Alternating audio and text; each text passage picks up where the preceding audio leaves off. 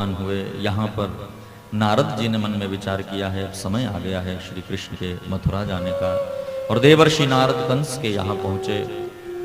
कंस ने स्वागत किया और नारद जी ने जाकर के यह समाचार दिए कि महाराज, जिसे आप ढूंढ रहे हैं मैं जानता हूं वो कहां है, कौन है। कौन है महाराज बताइए, आप मेरे हितैषी हैं। नारद जी ने कहा कि हाँ कंस, देवकी और वसुदेव तुम्हारे बहन और बहनोई ने तुम्हारे साथ छल किया।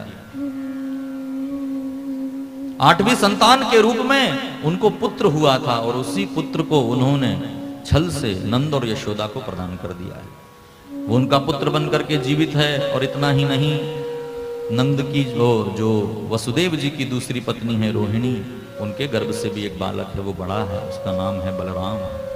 बलराम और कृष्ण ये वसुदेव की ही संतान है। और जैसे ही सुना कंस ने तो उठ खड़ा हुआ, तो क्या करूं, जाकर के वृंदावन में आक्रमण कर दूं। कहा नहीं महाराज, जितने लोगों को तुमने भेजा है वृंदावन में उनको मारने वाला कृष्ण ही है। नारद जी ऐसे कैरेक्टर हैं कि यदि लीला कहीं गड़बड़ होती है तो संभालते हैं। जहां पर लीला को संभालना है वहां संभालने पहुंच जाते हैं, और जहां नारद जी को लगाना है वहां लगाने भी पहुंच जाते हैं। तो ये कैरेक्टर देवर्षि नारद का है, लेकिन गजब का कैरेक्टर है। नारद जी भगवान के अंश हैं, ध्यान से सुनना। ये कोई कॉमेडियन पात्र नहीं है। नारद कौन, जो गिरती हुई बात को संभाल ले। तो यदि जीवन में आप भी किसी को संभाल रहे हैं, किसी बात को संभाल रहे हैं, तो आप भी देवर्षि नारद की भूमिका पर हैं। तो देवर्षि नारद ने कृष्ण लीला को ऐसे संभाला कि कंस को जाकर के समाचार दिया और कहा कि एक काम करो कंस, बल से काम नहीं चलेगा, बुद्धि लगाओ, बुद्धि से काम करो। तब कंस ने नारद जी के कहने पर धनुष यज्ञ का आयोजन किया और ऐसी रूपरेखा बनाई कि धनुष यज्ञ में सारे ब्रजवासियों को, ग्वालों को मैं आमंत्रण दूंगा, तो नंद और यशोदा के दोनों लाल भी यहाँ चले आएंगे। और सब जगह निमंत्रण पत्र पहुंचाया। कंस के दूत जा जाकर के निमंत्रण देने लगे कि चलिए मथुरा में धनुष यज्ञ होने वाला है, अपना कुछ सहयोग दीजिए।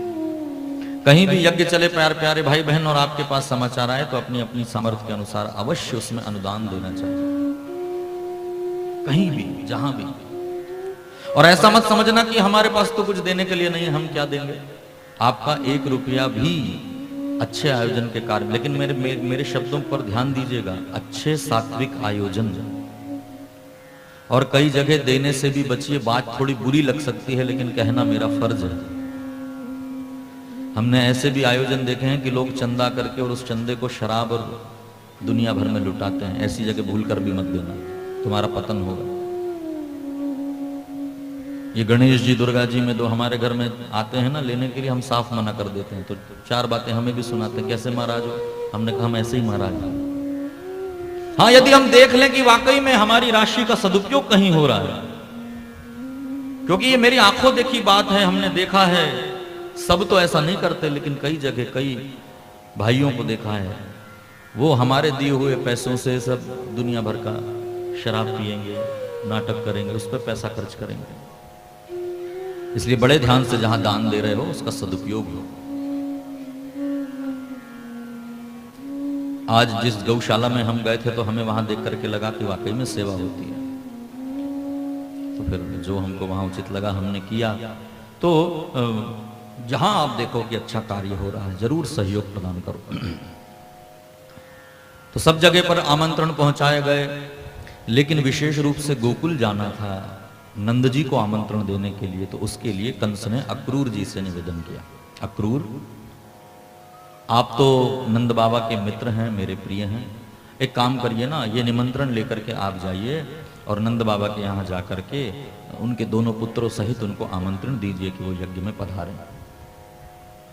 और श्री अक्रूर जी महाराज ने मन में विचार किया कि वैसे तो ये बुला रहा है इनको मारने के लिए, लेकिन मेरे भाग्य जागे हैं कि कम से कम जाकर के कृष्ण और बलराम के दर्शन होंगे। इस भावना से अक्रूर जी महाराज हाथ में पत्र लेकर के, आमंत्रण पत्र लेकर के रथ पर बैठ करके चले। मन में विचार करते जा रहे हैं कि अहो मेरे कितने बड़े भाग्य हैं, ये शरीर कंस की सेवा में लगा रहा, लेकिन ठाकुर जी ने कृपा की, उनके दर्शन मुझे होंगे। जिन चरणों से गंगा जी प्रकट हुई, जिन चरणों की स्तुति बड़े बड़े ब्रह्मादिक देवता करते हैं, उन चरणों के दर्शन मुझे होंगे।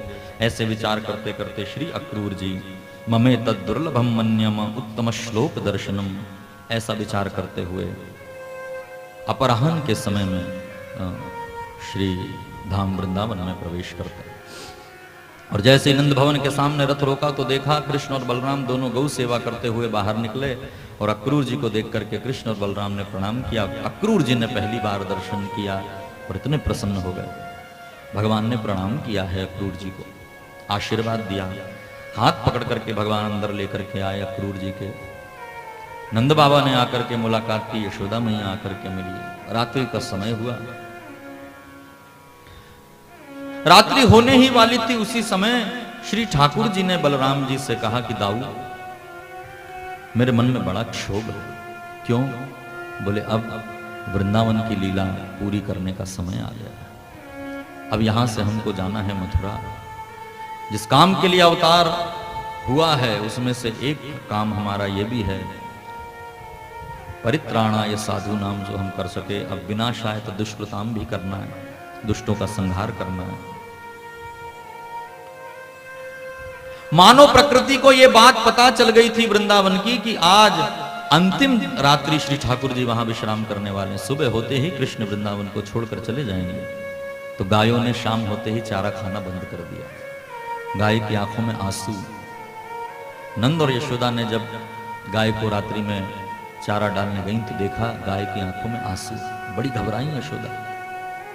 जाकर से नंद बाबा से कहा जाकर के कि आज मैंने देखा गौ माता की आंखों में आंसू, कहीं कोई अपशगुन तो नहीं होने वाला। नंद ने कहा कि तुम क्यों चिंता करती हो यशोदा, भगवान सब ठीक करेंगे, जो होगा हमारे कल्याण के लिए होगा। भोजन परोसने के लिए बैठी यशोदा, कृष्ण की थाली लगाई, बलदाऊ की लगाई, अक्रूर जी की लगाई, नंद बाबा की लगाई। पहले ही चम्मच में बाल दिखाई पड़ा तो यशोदा घबराई कि कहीं कोई अपशगुन होने वाला। अक्रूर जी ने मुख में उठा करके पहला कवल रखा तो मुख में रखते ही मुंह में कंकड़ आ गया और यशोदा धीरे धीरे करके घबराने लगी।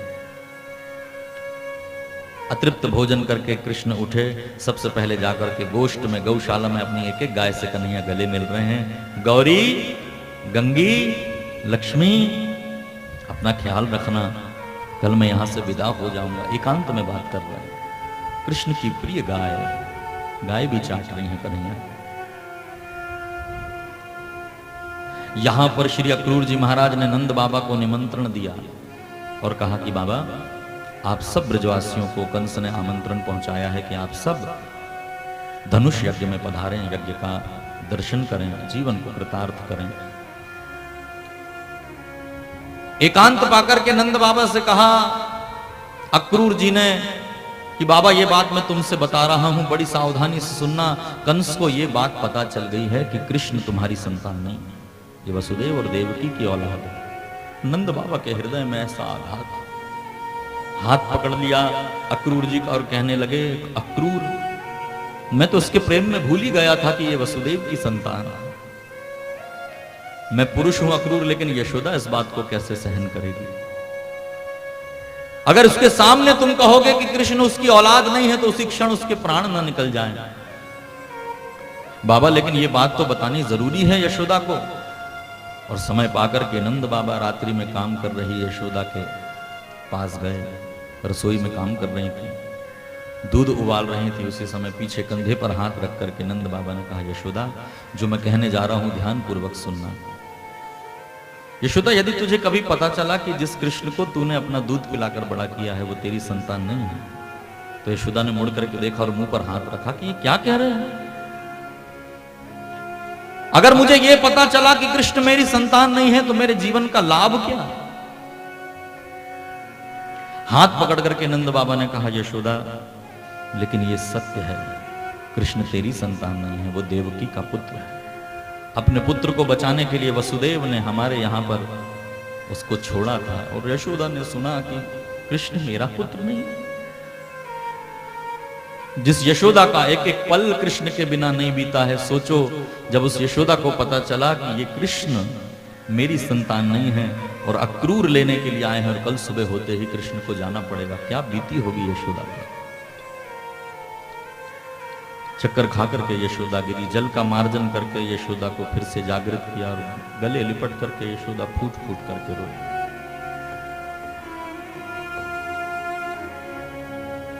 बिछौने बिछाए गए, कृष्ण निरंतर मां के पास सोते थे। रोज मैया यशोदा अपने हाथ में कन्हैया को सुलाकर माथे पर हाथ फैलकर लोरी गा करके सुलाती थी, लेकिन आज तो गजब हो गया, मैया पीट करके सोई। कृष्ण बाजू में जाकर के जब लेटे तो यशोदा की सिसकियां सुनाई पड़ी। कृष्ण उठ करके बैठे, माथा पकड़ करके घुमाया और देखा कि मैया रो रही है। मैया तू रो रही है,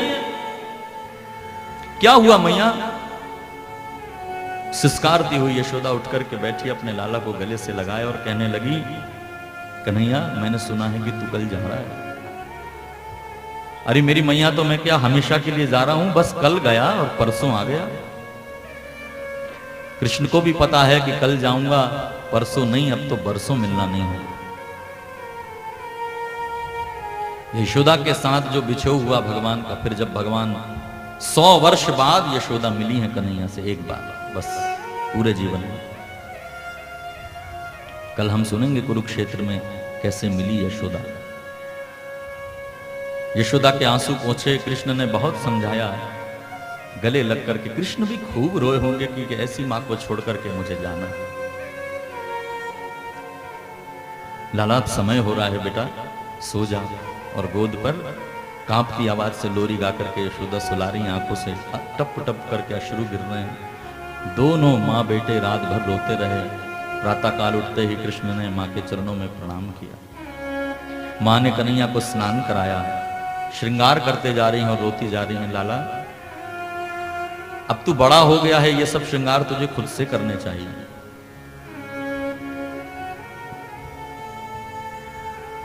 गुंजा माला भूल गई यशोदा, तो कन्हैया ने टोका, मैया गुंजा माला, तो फिर गुंजा माला पहना।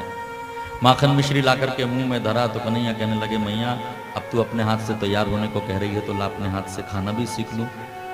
क्योंकि कृष्ण जब वृंदावन छोड़ के गए तो आज तक यशोदा के हाथ से खाया और मथुरा में किसी ने नहीं खिलाया ठाकुर जी। तो केवल वृंदावन वालों ने मुख में ठाकुर जी के माखन मिश्री पधराया है। जाने की तैयारी हुई, यशोदा ने हाथ पकड़ करके कहा, लाला एक बात कहूं, तू मुझसे नाराज तो नहीं है ना? क्यों? क्योंकि उस दिन मैंने तेरे कान पकड़ के तुझे उखल से बांध दिया था बेटा। एक मटकी के फूटने पर तुझे मैंने दंड दिया, क्या तू इसलिए जा रहा है? खूब रोई यशोदा। घुटने पर बैठ करके यशोदा ने लाला को छाती से चिपकाया और कहा कि लालन, हर मां चाहती है कि उसका बेटा राजा बने, और तू जाएगा, और यदि तू मथुरा का राजा बना और तेरे राज दरबार में यदि कोई सेवकों की कमी हो तो सबसे पहले इस बूढ़ी मां को याद कर। मैं तेरे पास रहकर तेरी सेवा करूंगी। खूब रोई यशोदा। मां को प्रणाम किया श्री कृष्ण ने। बाबा नंद ने आकर के समझाया। कुछ ग्वाल तैयार हुए जाने के लिए। गोपियों को यह समाचार मिला तो गोपियां कृष्ण के भवन के सामने आकर के सब खड़ी हो गई। प्रातः काल रथ तैयार किया। गोपियां क्रूर जी को गालियां देने लगी। क्रूरस्त मक्रूर, हे अक्रूर, तेरा नाम अक्रूर नहीं क्रूर होना चाहिए। तू हमसे हमारे प्राण लेने आया। और यशोदा उसी उलूखल से टिक करके रो रही हैं। गोपियां उलाहना दे रही हैं। ठाकुर जी एक एक गोपी के पास जाते हैं, उसके आंसू पोंछते हैं। प्रेम तो देखिए, सुबह निकलना है ठाकुर जी को और दोपहर होने लगे।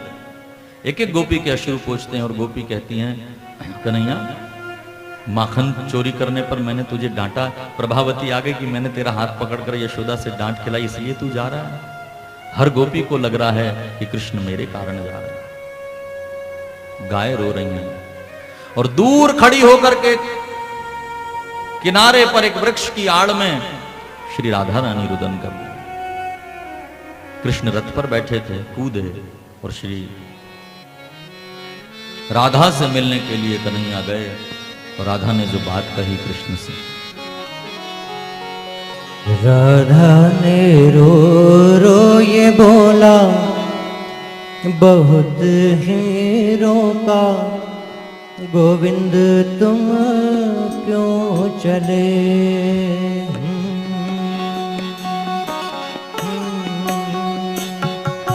राधा ने रो रो ये बोला, बहुत हीरों का गोविंद तुम क्यों चले।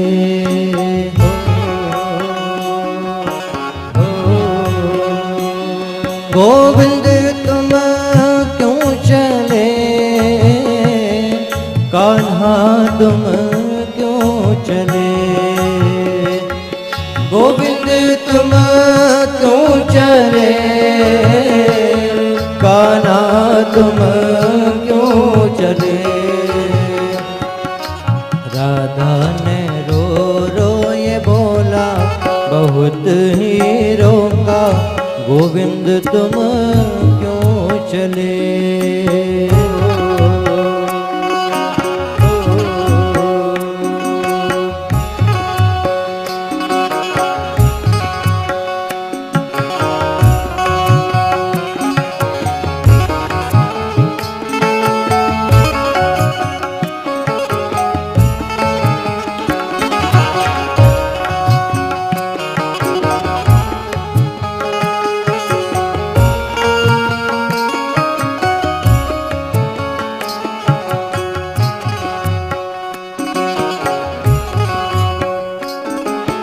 झूठा वादा प्रेम करके मेरे कान्हा कहाँ चले तुम। झूठा वादा प्रेम करके मेरे कान्हा कहाँ चले तुम। प्रेम का रोग लगा के मेरे कान्हा कहाँ चले तुम। प्रेम का रोग लगा के मेरे कान्हा कहाँ चले तुम। मर जाए याद में तेरी हम हो रहे अकेली, मोहन तुम क्यों चले।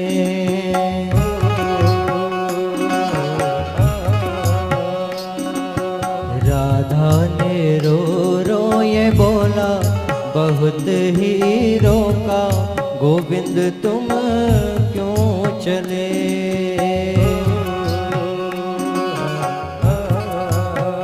रोती हुई राधा के पास कृष्ण गए और जाकर के देखा श्री राधा की आंखों में अश्रु पूछ करके कृष्ण ने राधा को प्रणाम पूर्वक कहा कि राधे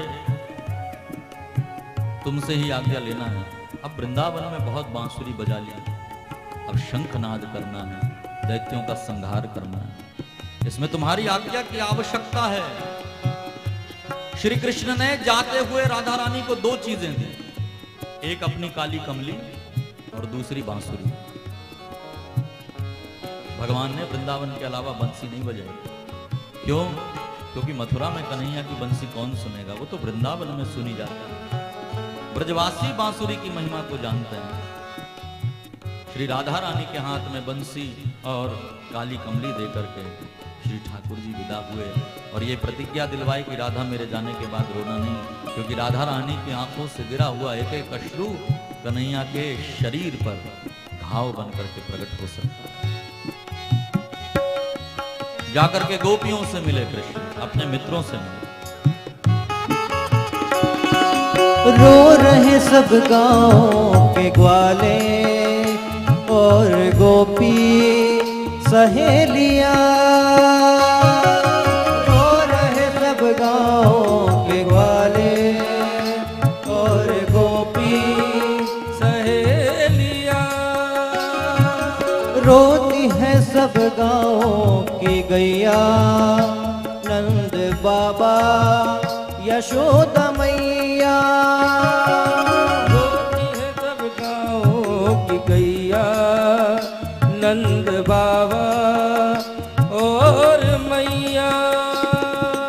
लौट के आजा मेरे प्यारे, ओ नंद के दुलारे, गोविंद तुम क्यों चले।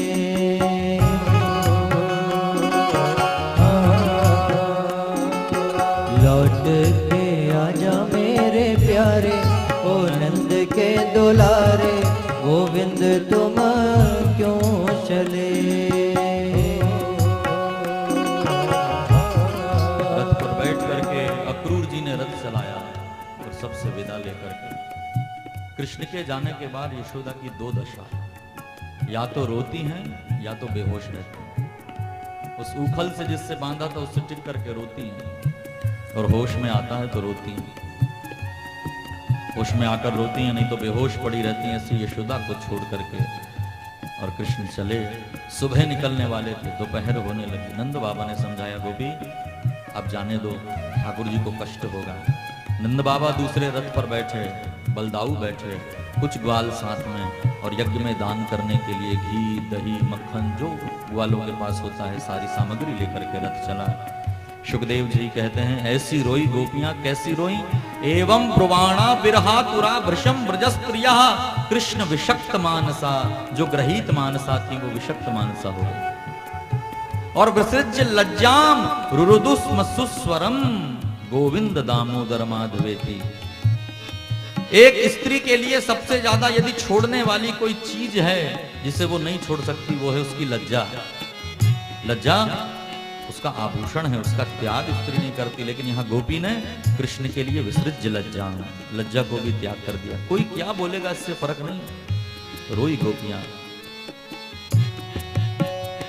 भगवान का रथ चला, गोपियां खड़ी रही।